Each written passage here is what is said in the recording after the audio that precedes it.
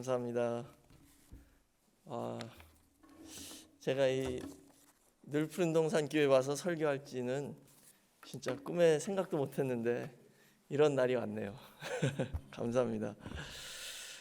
오늘 저는 이 창세기 2장 15절 말씀을 통해서 성전 중심의 구속 운동 첫 번째 시간 에덴 동산에 대해서 잠시 은혜를 나누겠습니다. 이 구속사라는 말을 저희가 많이 하잖아요. 저희 교회에서 구속사, 항상 설교하실 때마다 아마 구속사라는 표현이 나올 텐데요. 이 구속사가 뭘까요? 이 구속사라는 것은 창조서부터 타락 그리고 구원 혹은 구속, 그 전체 역사를, 그러니까 다시 말하자면 성경의 전체 역사를 구속사라고 하는 거예요. 하나님께서 우주 만물을 창조하셨는데, 그리고 그 우주 만물을 창조하신 다음에 아담이란 사람을 지어서 그 중심에 두시고 그 사람에게 그 우주 만물을 맡기신 거예요. 만물의 영장으로 하나님 대신해서 대리 통치자로 다스리라라고 주셨는데, 그 사람이 바로 타락을 해서 아담의 타락이 이루어졌죠. 그래서 타락했잖아요. 그렇기 때문에 이제 하나님께서 다시 한번 구속 역사를 시작하셔야 되는 거예요. 창조의 역사는 마치셔서 안식을 하셨지만 이제 새로운 구속 역사를 시작하셨다는 것이죠. 그래서 그 전체 역사를 구속사라고 그러는데, 이번 11권 하 구속사 시리즈 11권 하 책이 나왔죠. 아시죠? 그 책이 제목이 이 화면을 스룹바벨 성전과 귀한 자들의 성별된 족보입니다. 그래서 오늘 내용, 그리고 이번 오늘 내일 또 주일까지 할 내용을 다 이 책에서 나오는 내용이 되겠습니다. 이 책을 보시면 그 구속 역사를 하나님께서 이끌어 가시는데, 그 구속 역사를 어떻게 이끌어 가시냐? 성전 중심으로 이끌어 가셨다는 거예요. 그래서 성전 중심의 구속 운동이다. 이게 오늘 말씀의 제목이거든요.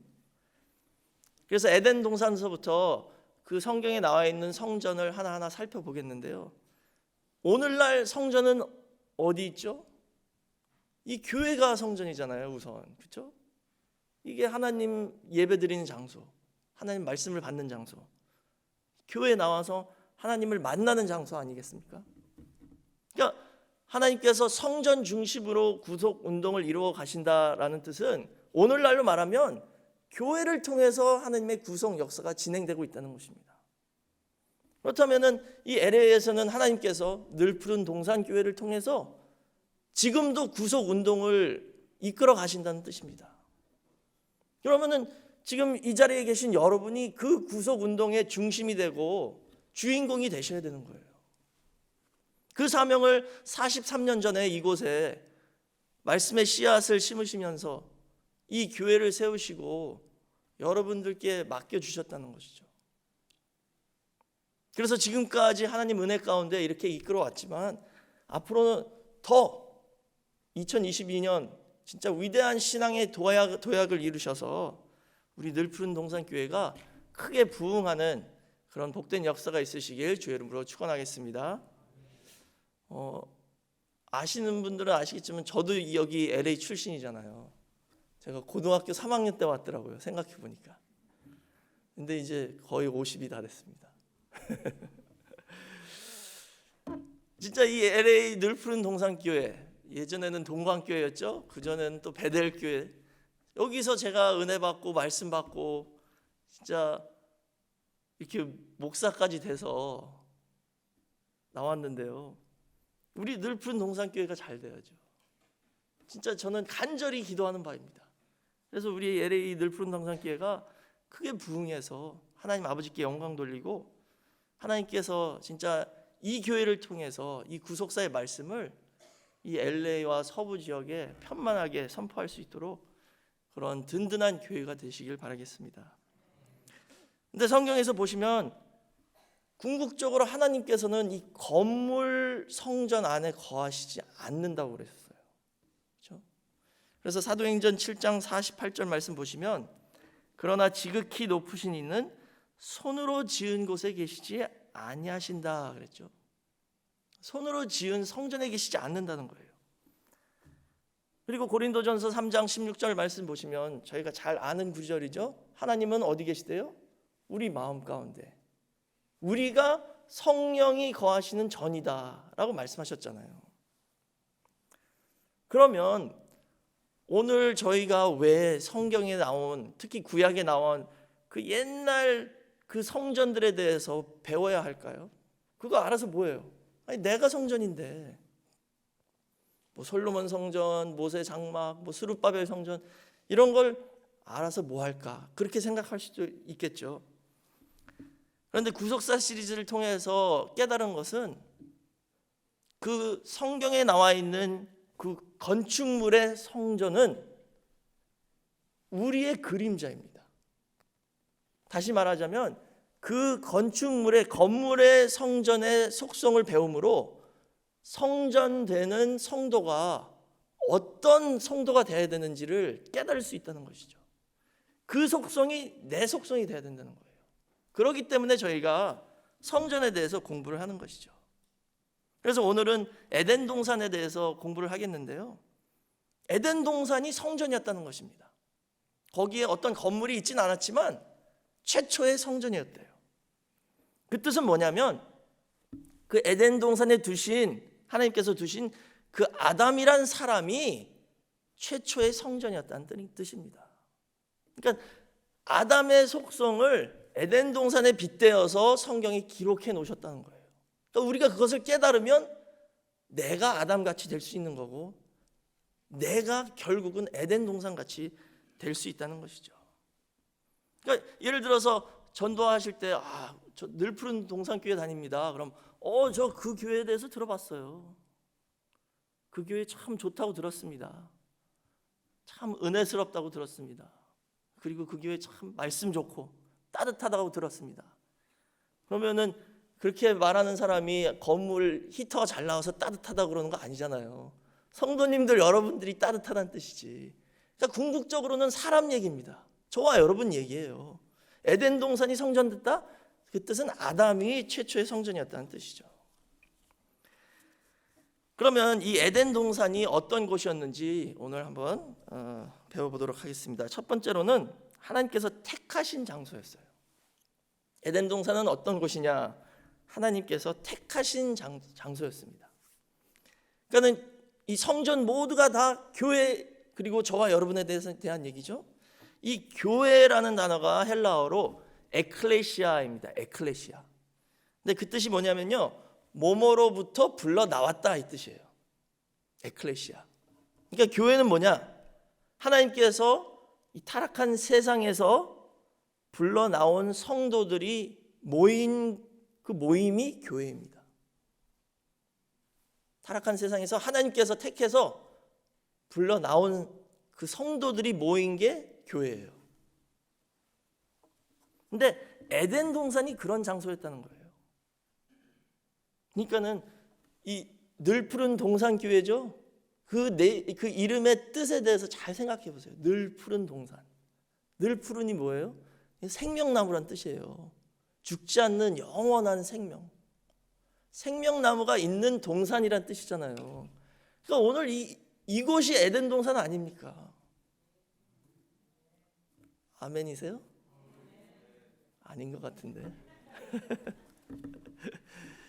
여기가 에덴 동산이에요. 근데 지금 저 고고학자들은 막 저기 중동 지방에 가서 막 땅 파면서 에덴 동산 찾으려고 그러잖아요. 근데 저와 여러분 이미 찾았는데 뭐. 그래서 히브리어로 에덴 동산은 간 에덴입니다. 간 에덴. 여기서 이 간이란 뜻은요, 울타리가 둘러쌌다 이 뜻이에요. 그래서 이 어원은 가난이란 단어에서 파생되는데요. 가난, 그 동사는 뭐냐면 울타리 치다 이 뜻입니다. 그러니까 이 간이란 단어의 핵심은 울타리예요.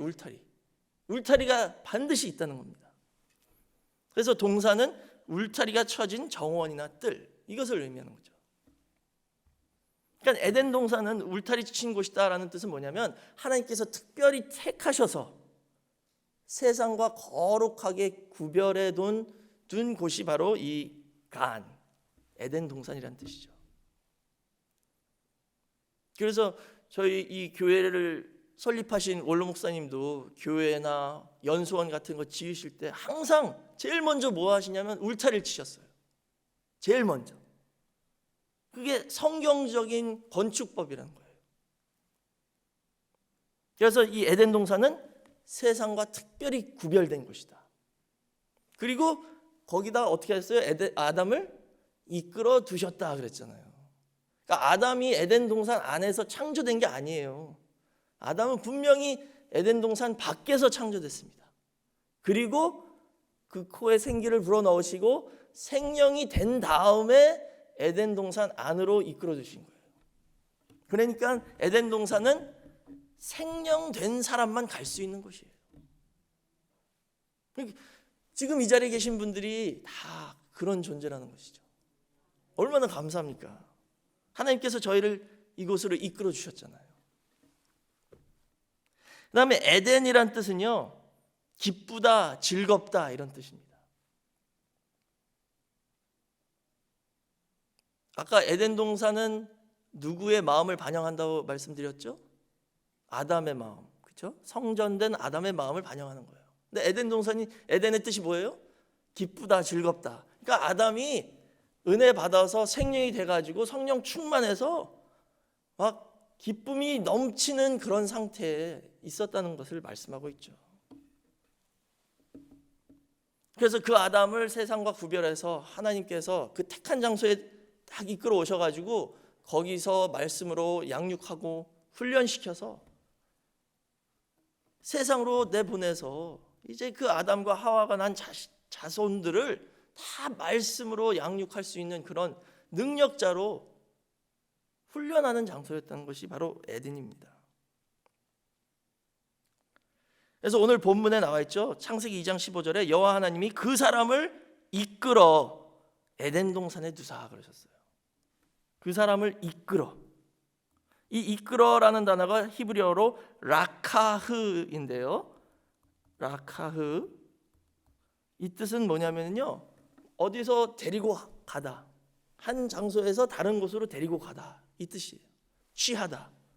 근데 이 단어가 창세기 5장 24절에 에녹을 변화시키셨잖아요. 죽지 않고 에녹을 데려가셨다 그랬을 때 똑같은 단어입니다. 에녹이 이 땅에서 하나님과 300년 동행하다가 죽지 않고 하나님께서 딱 데리고 가셨잖아요. 취해서 하늘로. 같은 단어예요. 그러니까 에덴 동산도 내 마음대로 갈 수 있는 곳이 아니라는 거예요. 하나님께서 이끌어 주셔야지만이 우리가 갈 수 있는 곳인데, 오늘날 그게 어디예요? 우리 늘 푸른 동산 교회라는 거예요. 그러니까 저희는 다 내가 내 두 발로 걸어왔는데, 내가 운전하고 왔는데 그렇게 생각하고 있지만 그 배후에 보면요, 하나님께서 한 사람 한 사람 다 지명하셔서 택하시고 이끌어 오셨다는 뜻입니다. 그러니까 저희가 이 자리에 와 있는 거예요. 아무나 올 수 없습니다. 물론 교회는 열린 문을 갖고 있죠. 모두 다 오라. 저희는 당연히 그렇게 해야 되죠. 근데 성경에서는 하나님께서는 그게 아니라 만세전에 택한 백성만 이끌어 오신다는 뜻입니다. 그래서 요한복음 6장 44절에 예수님도 말씀하셨죠. 나를 보내신 아버지께서 이끌지 아니하면 아무라도 내게 올 수 없다. 오는 그를 내가 마지막 날에 다시 살리리라 그러셨죠. 저희가 예수님 앞에 나갈 수 있는 게 아무나 갈 수 있는 게 아니라는 뜻입니다. 그러니 얼마나 감사하세요. 생명나무가 있는 늘 푸른 동산교회에 하나님께서 이끌어 주셔서 이렇게 남아 계시잖아요. 아무리 뭐 싸우고 누가 뭐라고 그래도 절대 안 나가시죠? 대단하신 분들입니다. 저도 생각해보니까 30년이 넘었어요. 이 교회 온 지. 왜 지금까지 남아 있었지? 그것도 은혜죠. 아버지께서 붙잡고 계시니까 남아 있는 거죠. 그게 바로 에덴 동산, 하나님께서 택하신 장소입니다. 두 번째로는 에덴 동산은 생명의 근원이 있는 장소입니다. 생명의 근원이 있다. 그래서 시편 36편 8절 말씀 보시면 저희가 주의 집에 살찐 것으로 풍족할 것이라 주께서 주의 복락의 강수로 마시우시리라 라고 말씀하셨는데, 이 복락의 강수라는 표현이 히브리어를 보면 이 복락이 에덴이란 단어예요. 에덴. 그러니까 직역하면 에덴의 강들로 마시우시리이다 이 뜻이에요. 그러니까 에덴 동산은 뭐가 있었어요? 강이 있었죠. 강. 에덴에서 강이 발원하여 네 근원으로 나눠졌다라고 나와 있었잖아요. 창세기 2장 10절에 나와 있죠. 그러니까 에덴 동산에는 이 강의 발원지입니다. 근원이 있는 곳이에요.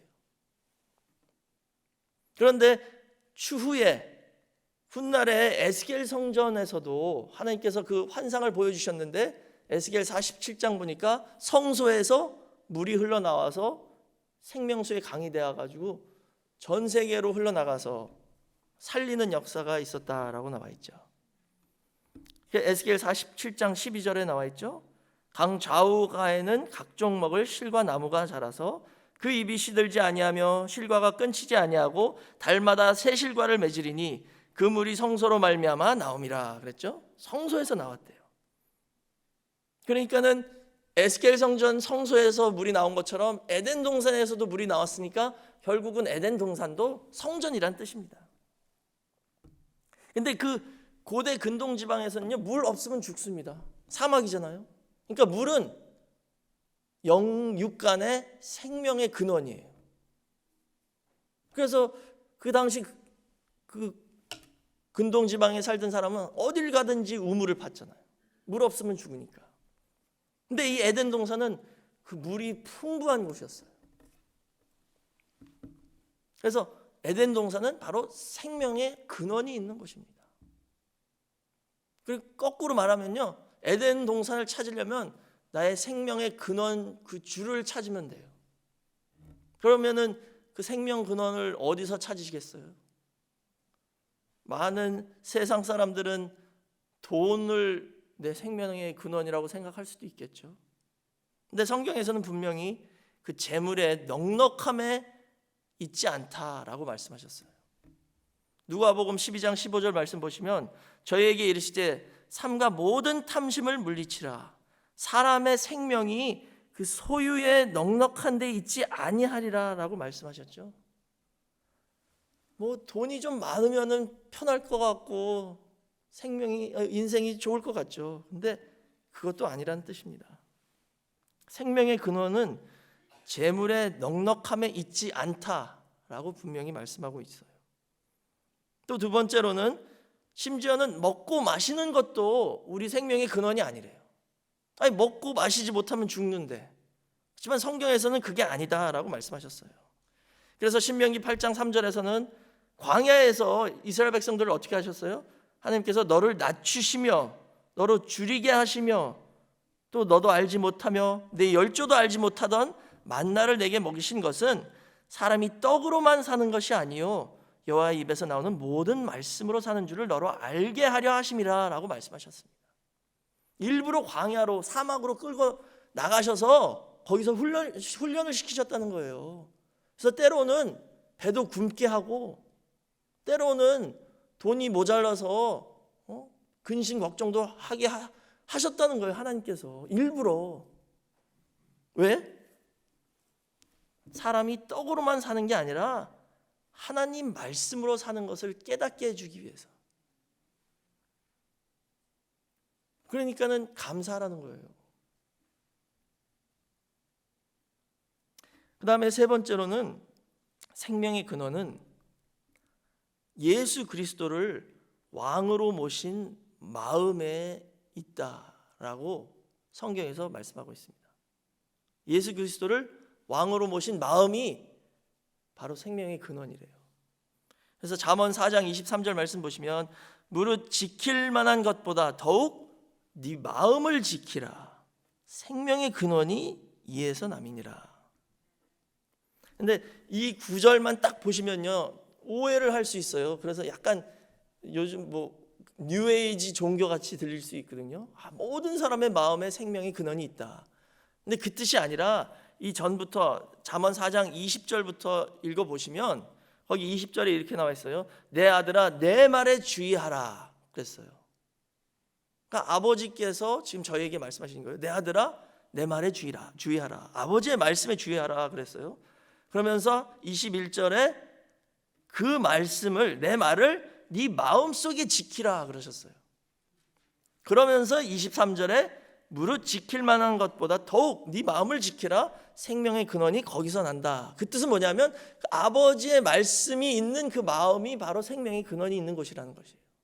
모든 사람의 마음이 생명의 근원이 아니라 하나님 아버지 말씀이 있는 마음이 생명의 근원이 있는 것이라는 것이죠. 그런 마음은 반드시 지켜야 된다. 그거 잊어버리지 말라. 목숨 걸고 지키라는 뜻입니다. 그런데 요한계시록 가보니까 요한계시록 22장 1절 2절 말씀 보니까요, 새 예루살렘 성에서는 거기서도 역시 생명수의 강이 흘러나오죠. 에덴 동산에서도 나왔죠. 에스겔 성전에도 나오고 새 예루살렘에서도 나오는데 여기서는 어디서 나오냐? 1절부터 보니까 또 저가 수정같이 맑은 생명수의 강을 내게 보이니 하나님과 및 어린 양의 보좌로부터 나서 그랬어요. 하나님과 어린 양의 보좌에서부터 생명수의 강이 흘러나왔다는 것이에요. 그러니까 내 마음속에 하나님과 어린 양의 보좌가 있어야 되고 그 보좌에 내가 아니라 하나님과 어린 양이 앉아 계셔야지만이 거기서부터 생명의 근원인 이 생명수의 강이 흘러나온다는 뜻입니다. 근데 대부분 사람들은 자기가 앉으려고 그러죠. 내가 내 인생의 왕이 되려고 하죠. 그러나 그 자리를 주님께 내어드려야지만이 생명의 근원이 거기서 흘러나온다는 것입니다. 그런데 예수님께서는요 또 다르게 말씀하셨어요. 이 생명수의 강에 대해서. 그래서 요한복음 7장 38, 39절 말씀 보시면 나를 믿는 자는 성경의 이름과 같이 그 배에서 생수의 강이 흘러나리라. 이는 그를 믿는 자의 받을 성령을 가리켜 말씀하신 것이라. 예수께서 아직 영광을 받지 못하신 거로 성령이 아직 저희에게 계시지 아니하시더라 그랬죠.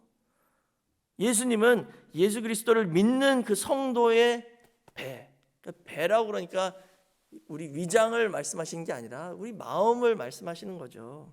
거기서부터 생수가 나온대요. 누구에게? 성령을 받으신 성도님들 배에서. 그러니까 이 말씀을 지금 다 종합해 보면요, 그 뜻은 뭐냐면 에덴 동산이 결국은 에스겔 성전이고 새 예루살렘입니다.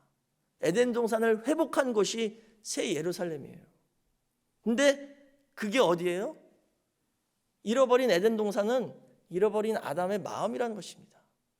말씀을 받은 아담의 마음이 최초의 성전이었는데 그걸 타락해서 잃어버린 거예요.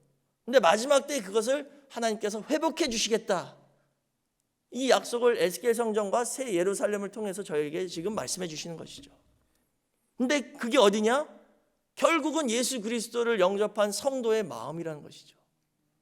아버지의 말씀을 받은 마음 안에서 생수의 강이 흘러나온다라고 예수님께서 말씀하셨습니다. 예수님의 말씀은 약속입니다. 언약이에요. 그럴 수도 있지가 아니라 이렇게 된다. 믿으십니까? 이렇게 된다는 거예요. 저와 여러분에게. 그러니까 끝까지 붙어 계셔야지. 누가 뭐라고 해도 늘 푸른 동산에 생명나무가 있는 동산인데요. 그래서 생명이 된 아담이 바로 성전이었고 그 뱃속에서 생명의 근원이 된 이 생수의 강들이 철철철철 흘러나왔어요. 그리고 하나님과 세상과 구별돼서 하나님과 거하면서 에덴 그 뜻같이 기쁨과 희락이 충만한 삶이었다는 것이죠. 저와 여러분도 그런 체험이 있지 않으세요? 처음 말씀 받으셨을 때 그 은혜 받은 날 기억해 보세요.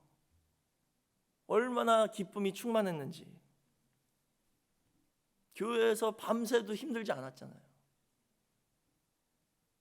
그런 체험 없으세요? 있으시죠? 네. 저는 여기서 이 교회에서 이 동강교회 하여튼 그런 체험을 했습니다. 세 번째로는 하나님의 임재의 장소가 있는 곳이 바로 에덴 동산입니다. 하나님의 임재의 장소. 자, 창세기 3장 8절 말씀 보시면 그들이 날이 서늘할 때에 동산에 거니시는 여호와 하나님의 음성을 듣고 아담과 그 아내가 여호와 하나님의 낯을 피하여 동산 나무 사이에 숨은지라 그랬어요. 여기 보시면 하나님께서 그 날이 서늘할 때 동산에 거니셨다 그랬죠. 근데 그 소리를 듣고 아담 하와가 숨었다 그랬어요. 여기 거니시다라는 단어가 히브리어로 할라크의 히트파엘 분사형입니다. 그러니까 그 뜻은 뭐냐면요, 그냥 한 번 산책을 하셨다 이 뜻이 아니라 정기적으로 규칙적으로 산책을 하셨다는 뜻이에요. 하나님께서. 그러니까 에덴 동산 하나님이 거하시는 임재하신 장소죠. 한 번 그냥 우연히 거니신 게 아니라 정기적으로 이렇게 동산에서 아담과 하와와 얼굴 맞대고 보면서 산책을 하셨다는 뜻이에요.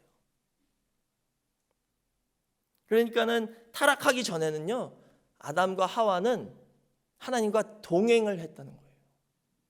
왜 그렇게 말씀드리냐? 창세기 5장 24절에 에녹이 하나님과 동행했다 그랬잖아요. 할라크 히트파엘형 똑같은 단어입니다. 그러니까는 타락 전에 아담은 하나님과 동행했어요.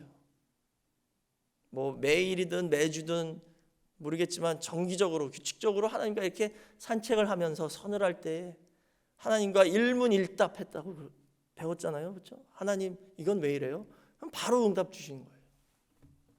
그런 삶을 살았는데 이 창세기 3장 8절에 갑자기 이상하게 나오죠. 왜? 그렇게 정기적으로 규칙적으로 거니시는 하나님이 오셨는데 그 음성을 듣고 어떻게 했대요? 낯을 피해서 나무 사이에 숨었다 그랬죠. 뭔가 변화가 있는 거예요. 아니 매일 같이 산책하는 사람이 갑자기 왜 이렇게 숨어요? 뭔가 잘못한 게 있으니까. 아담이 타락했다는 것이죠. 먹지 말라 한 선악과를 먹은 후에 하나님을 피해서 숨었습니다.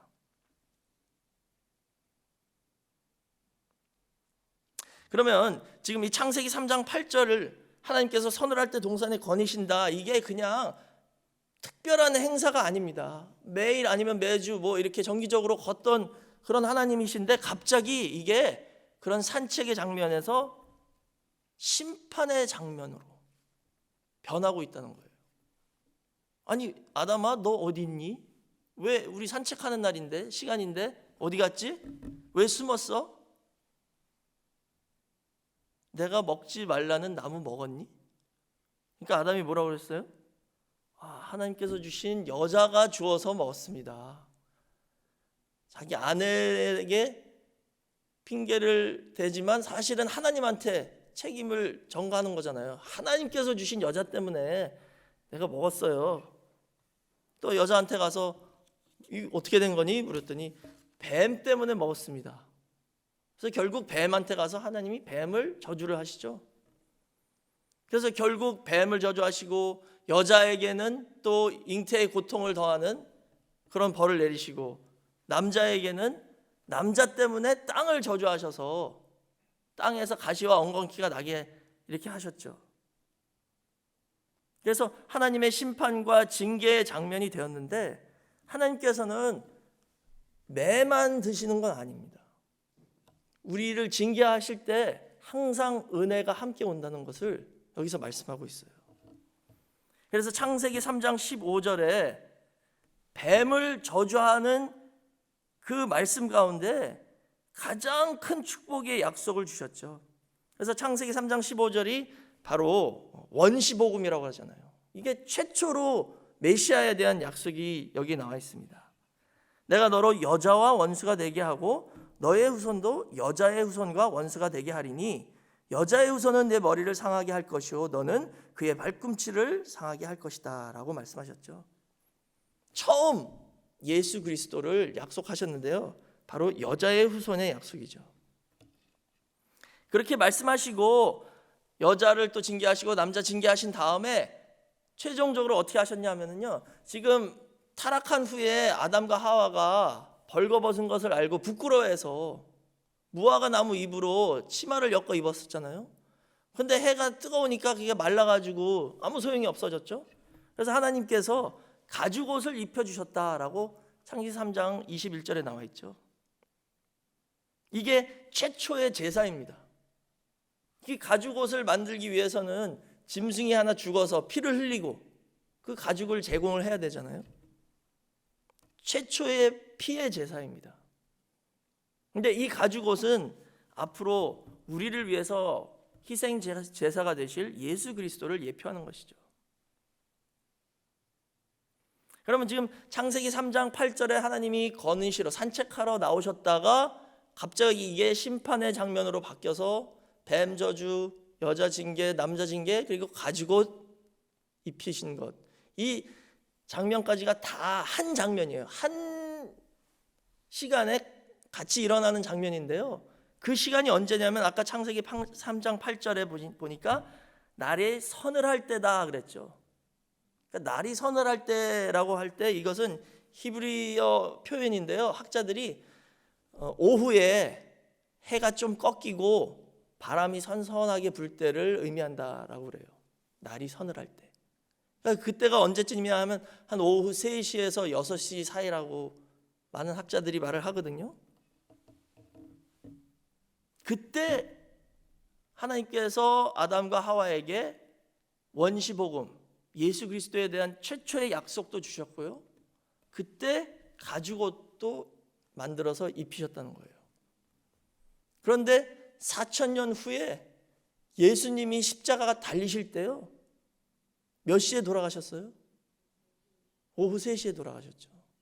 같은 시간이라는 거예요. 또 출애굽할 때 마지막 10번째 재앙이 장자 재앙이잖아요. 어린 양을 잡아서 어린 양의 피를 문지방과 문설주에 바른 집은 죽음의 사자가 유월할 것이다. 그래서 유월절이라고 그랬는데 그 어린 양을 잡을 시간까지 하나님께서 말씀해 주셨어요. 근데 그것도 보면 오후 3시에서 6시 사이에 잡으라라고 말씀하셨어요. 이게 다 우연이 아니겠죠. 성경에는 우연이 없습니다. 하나님께서는요 이렇게 세심하신 분이에요. 6,000년 전에 아담이 타락했을 때 그 시간까지 기억하시고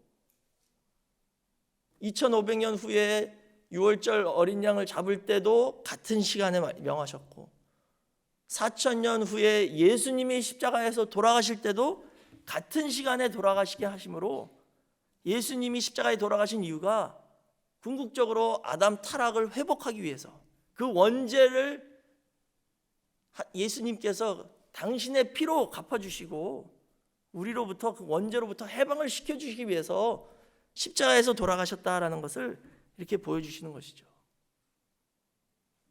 그래서 누가복음 23장 44절에서 46절 말씀 보시면 때가 제 6시쯤 그랬죠. 그러니까 이 로마식으로는 새벽 6시부터 시간을 세기 시작했어요. 그러니까 6시부터 6시 후니까 12시죠.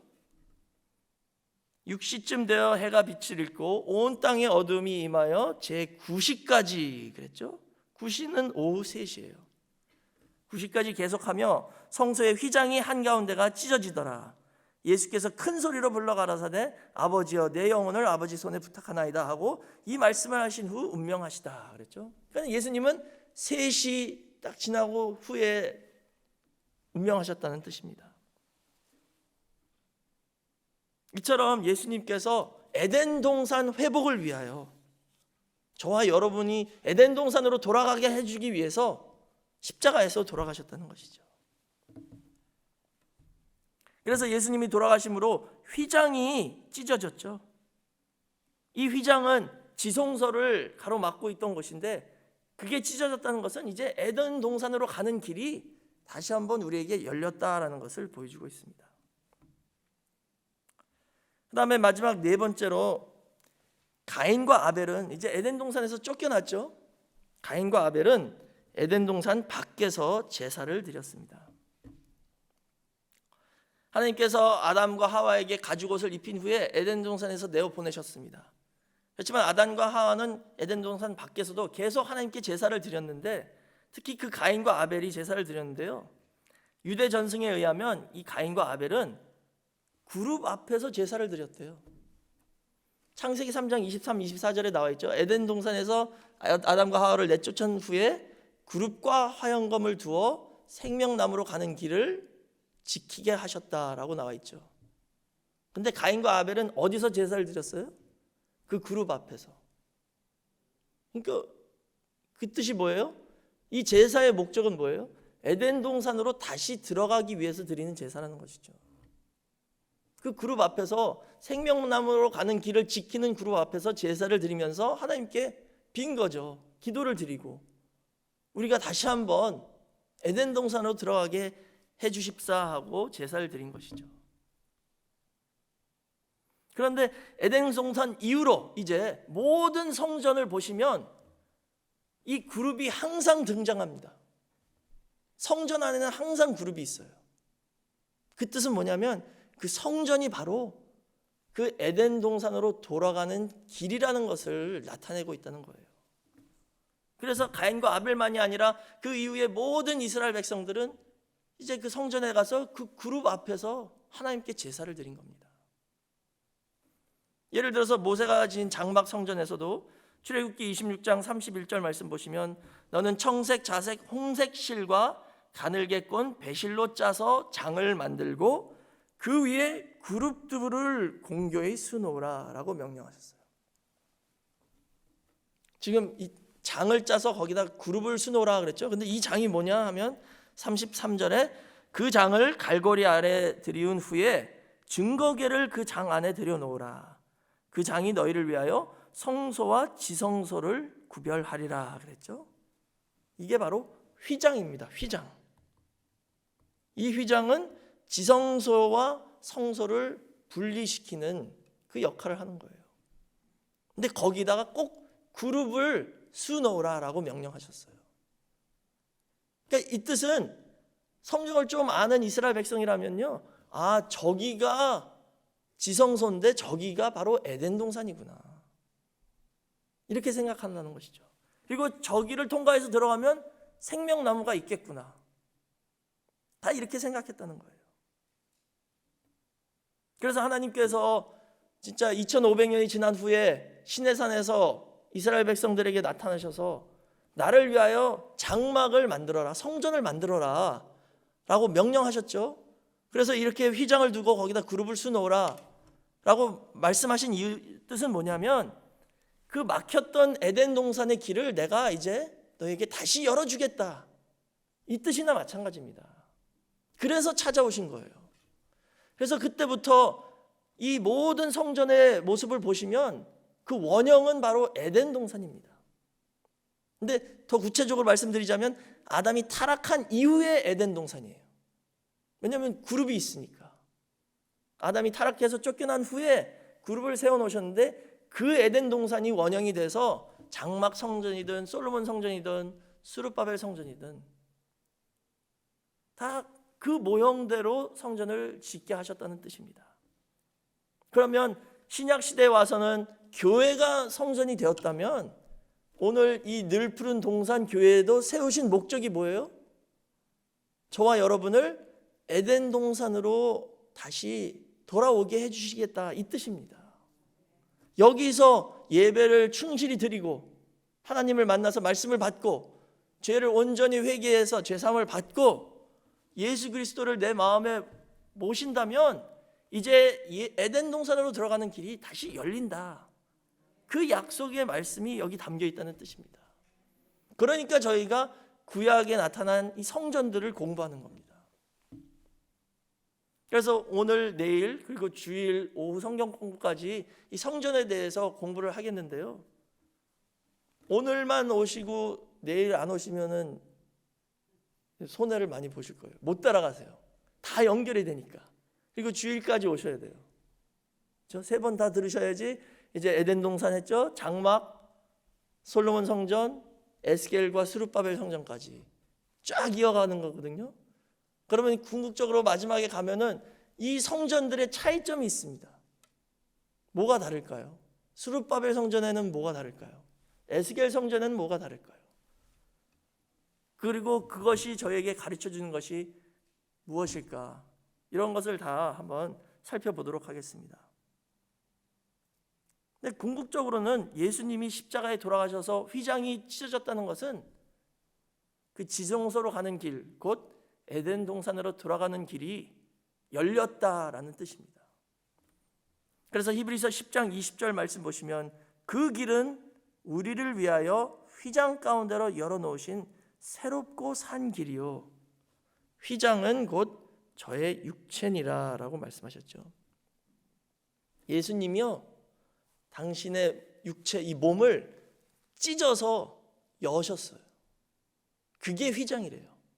예수님의 몸이 찢어지니까 휘장도 찢어졌다는 뜻입니다.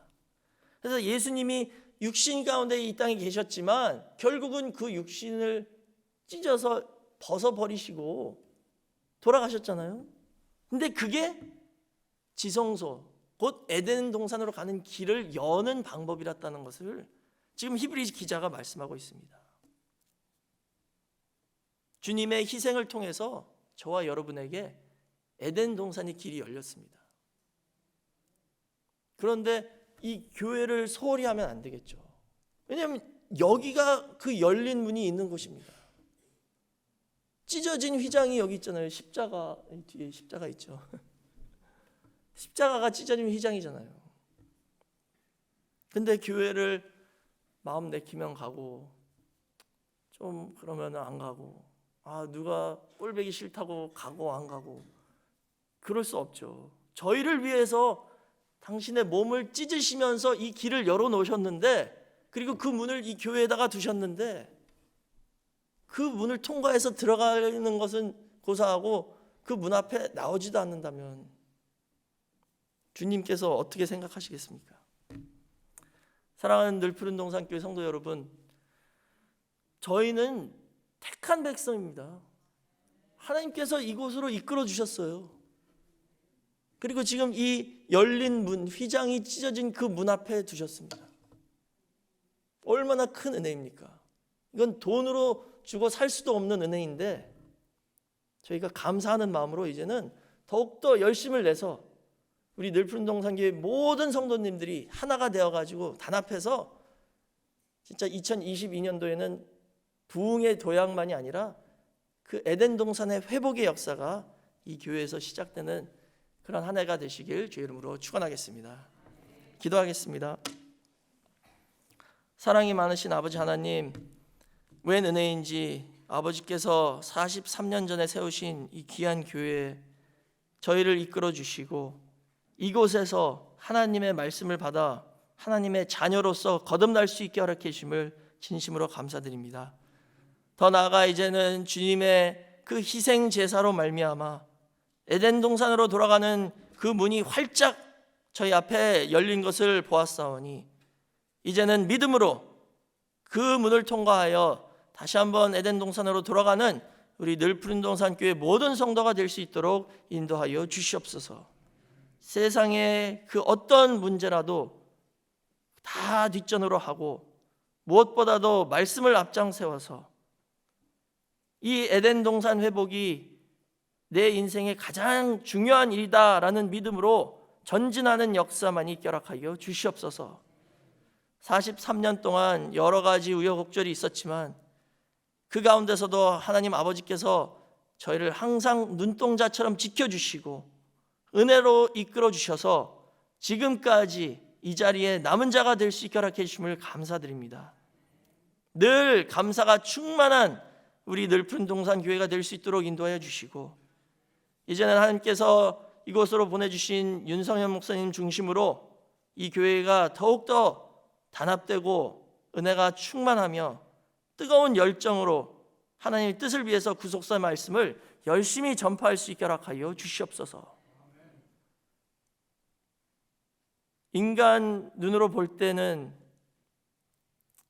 이런 일이 왜 있을까라고 생각될 수도 있겠지만 그 모든 것도 아버지의 구속 경륜 가운데 일어났다는 확신을 하면서 늘 아버지 뜻 앞에 순종하고 겸손한 마음으로 또 감사하는 마음으로 끝까지 말씀을 붙잡고 함께 가는 교회가 될 수 있게 허락하여 주시옵소서.